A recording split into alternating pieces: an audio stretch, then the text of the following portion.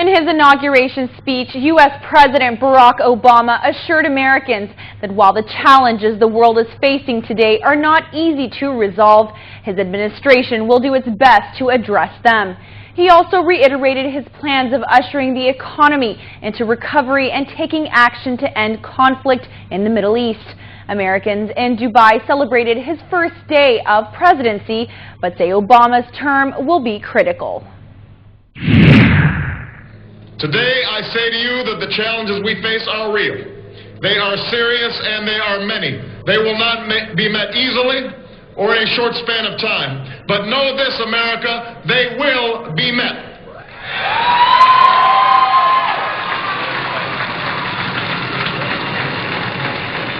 This promise made by U.S. President Barack Obama in his inaugural speech earned him a booming applause from the millions of Americans in Washington. This applause was echoed by a group of more than 300 UAE-based Americans who decided to have their own celebration in Dubai. They say the president's victory has brought changes to American expatriates. It makes you really proud to be American again. It makes you feel like hope for the future in the country and that change might come and that it might not be an embarrassment. I'm really excited. I've been watching him all along, and it's something really, really good, I think, and I'm really hopeful about it. I feel a lot of pressure when just being American, so I'm looking forward to having a president that people are happy with. That we are in the midst of crisis is now well understood.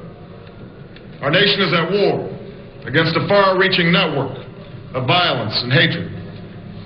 Our economy is badly weakened, a consequence of greed and irresponsibility on the part of some, but also our collective failure to make hard choices and prepare the nation for a new age. The war and the economy come first on his agenda. This sentiment is shared by most Americans in the UAE. While we do have problems in the U.S., problems in the Middle East have to be resolved as well. So I hope he takes that challenge to heart and does what he can to improve the situation here. He obviously needs to re-engage very quickly in the Middle East peace process with the events in Gaza in the last few weeks. Obviously Iraq is at the top of his agenda. He needs to refocus on the war in Afghanistan. So big challenges on the foreign policy front, and I think his speech is going to highlight those, but also try to set realistic expectations.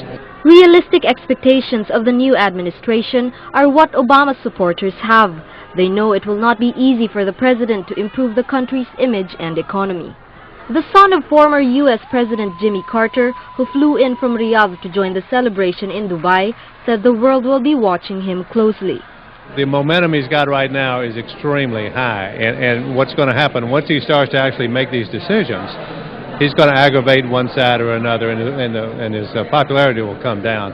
But he'll be judged, I think, on down the road. He'll be judged 3 or 4 or 5 years from now based on the decisions that he makes here fairly quickly. And if there are decisions that actually solve the problems, then he'll be very well respected. On this day, we come to proclaim an end to the petty grievances and false promises, the recriminations and worn-out dogmas that for far too long have strangled our politics. President Obama once again called people to work together and get rid of the brand of politics that has been known to the U.S. This is a running theme in most of his speeches that inspired both Democrats and Republicans.